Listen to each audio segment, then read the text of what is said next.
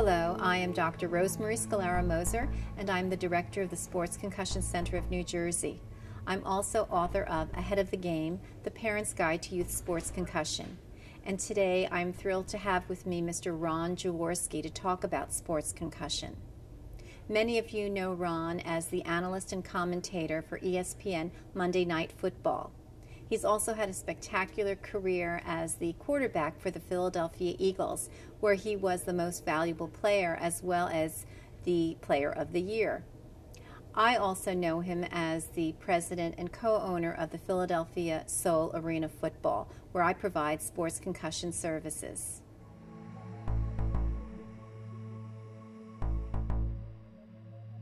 So as president and owner of the Philadelphia Soul Arena football team, how did you come about to the conviction that you would put together a concussion program, protect your athletes' brains? How did you get inspired to do that? Well, I think it goes back to my playing days. You know, I was very fortunate to last 17 years in the National Football League as a player.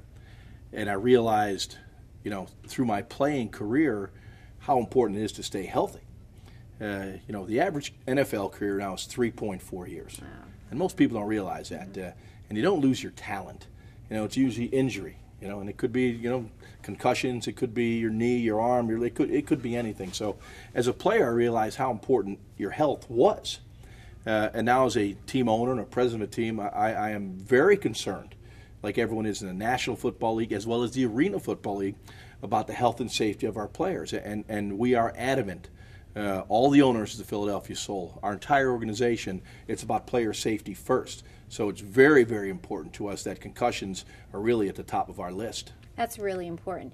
You had an illustrious career yourself as quarterback for the Philadelphia Eagles.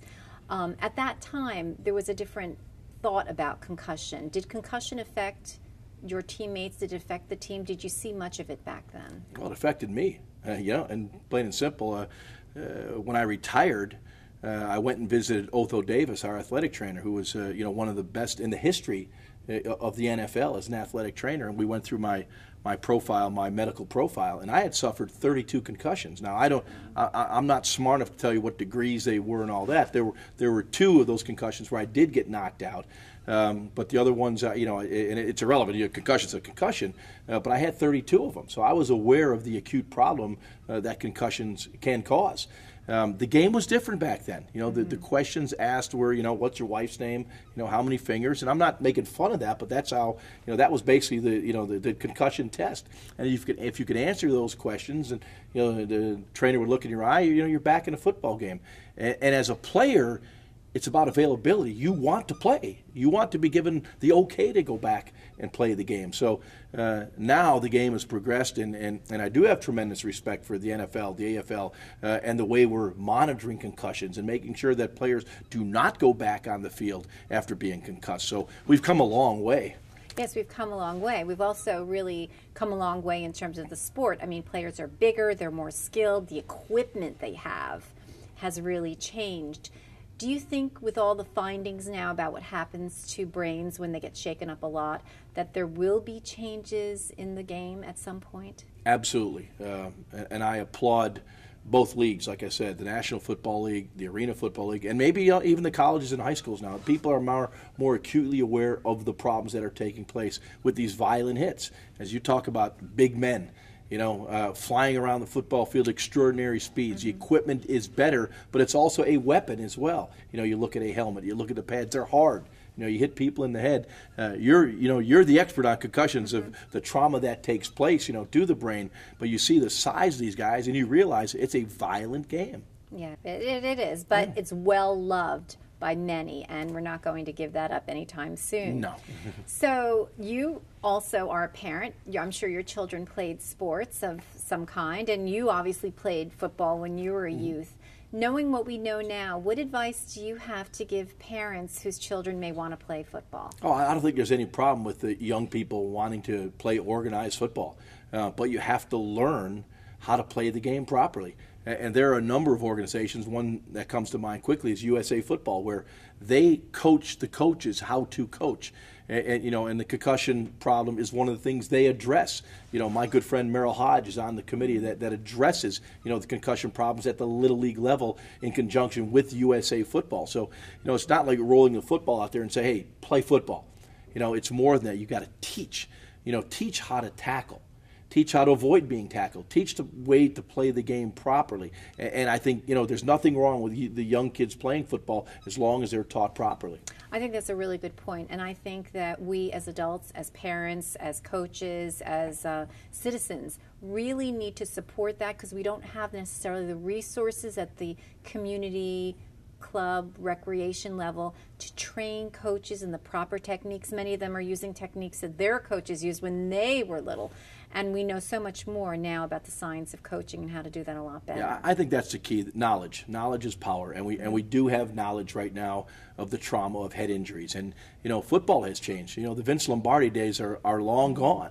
People are aware of what happens when, head trauma takes place. And I think it's very important that parents understand that their helmets are certified, the equipments are certified. The game has changed. The violence of the game has changed. But I think that's why people love the game. It's a physical game. It's like to say it separates the men from the boys. And those are all, kind of nice cliches to talk about. But at the end of the day, when you're talking about the well-being of young people, and even pro football players are still young people. Yes, they are. And you got to think, where are they going to be when they're 50 and they're 60 and they're 70? And studies have shown, that the trauma cause has affected players later in their lives. Not only the NFL players, the college players, the high school players, but the Little League players are now suffering from, the trauma somewhere down the road. Yes, we're seeing signs now of chronic traumatic encephalopathy, which I'm sure CTE, which you're aware of. And because of that, I'm sure you're familiar with Dr. Robert Cantu, and he recently came out with a statement saying that, it's a very controversial one, saying that no child under the age of 14 should play a collision sport unless, I guess, the rules are changed. Football's a collision sport.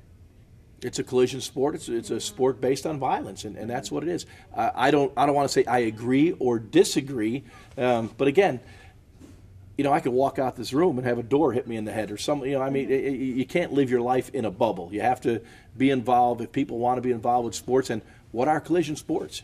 Basketball, soccer. You can have a collision anywhere. So I respect the doctor's findings and his beliefs, but I certainly would say you can't live your life in a bubble. You're right. There's risk involved, and although we've defined certain sports as collision, basketball has been pretty risky lately from what I've seen on the courts. I'm really surprised about that. You are a very famous media personality, and you're involved in the media. How do you think the media has been following this whole concussion thing? I mean, clearly it's hard to watch a game now without hearing about concussion, who's on injury reserve, who's got a concussion, who's coming back, this, that, whatever. How do you think they're handling it, and how do you think the public is responding to the media coverage? I think the media coverage as of late has been tremendous. Really over the last 2 to 3 years, we've seen much more coverage, of concussions and their effects. And I applaud, Roger Goodell, the commissioner of the National Football League. He has made player safety a priority with him as commissioner, and I think that's very, very important. He has brought attention to this problem. Players that 2-3 years ago would be playing the next week are not playing because they don't pass the baseline test, the sideline test to go back in the game that medical staff's now on the sideline. Officials during the game much more aware of a player, maybe having that glazed look after taking a hit and basically stopping the game and bringing the medical staff out or the athletic trainer. So I think clearly the National Football League now, being a priority, safety, it's the trickle-down effect now at the collegiate level, the high school level, and the Little League level is all positive because the kids are going to emulate what happens on television at the National Football League level. And if they see these violent hits leading with the helmet, the crown of the helmet, all those things, they're going to do that when they go to practice the next day. So when they see these players being fined or suspended, that's how they will change the game because the players on Sunday afternoon or Monday night, they have to change the way they play the game. And then it goes to coaching. And I'll be openly honest with this, like I always am. A lot of coaches coach the violent part of the game. And if you don't reach the coaches that they understand the risk inherent to the collisions that take place, we're all missing the boat. So these coaches have to coach better, how to tackle better, not lead with the crown. We know it's a tough physical game. That's why it's such a popular game. But I think the coaches must also be aware of the risk inherent to the guys on the field doing it.